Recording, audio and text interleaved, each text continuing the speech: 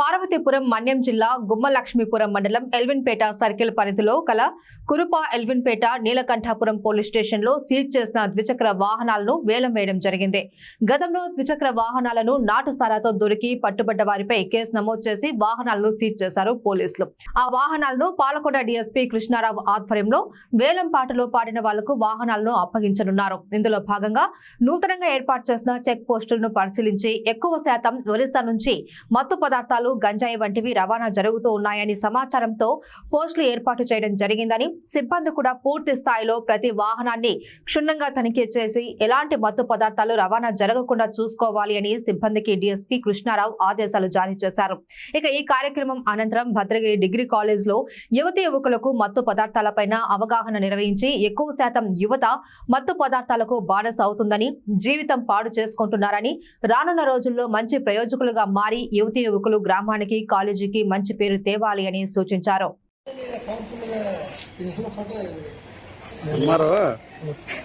Certificate చేయడానికి డబ్బులు అడిగి ఇక్కడ వీళ్ళు ఏర్పాటు చేశారు. ఎక్కడో మరి డిగ్రీ కాలేజ్ వెళ్తాం, ఫోన్ చేసుకుని ఖచ్చితంగా అక్కడికి వెళ్ళి పార్టిసిపేట్ చేస్తాం.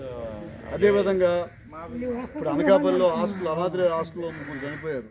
సో మా ఎస్పీ మాధవరెడ్డి గారి ఆదేశాల ప్రకారంగా Palakonda sub division, Parvathipuram sub డివిజన్లో కూడా అందరూ ఎస్ఐలకి మీ ముందు ఇచ్చే ఇన్స్ట్రక్షన్. సో అన్ని హాస్టల్స్కి వెళ్ళి చెక్ చేయాలి.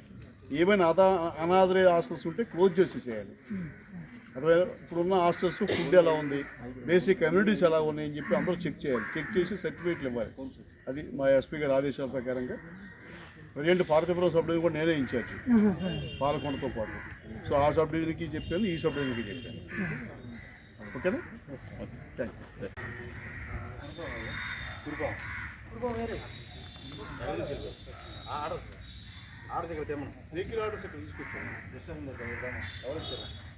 డిస్ట్రక్షన్ కూడా ఉందా? అవును సార్. ఇప్పుడు తీసుకున్నాను ఐడియా. ఓకే, తెలుసుకోవద్దా?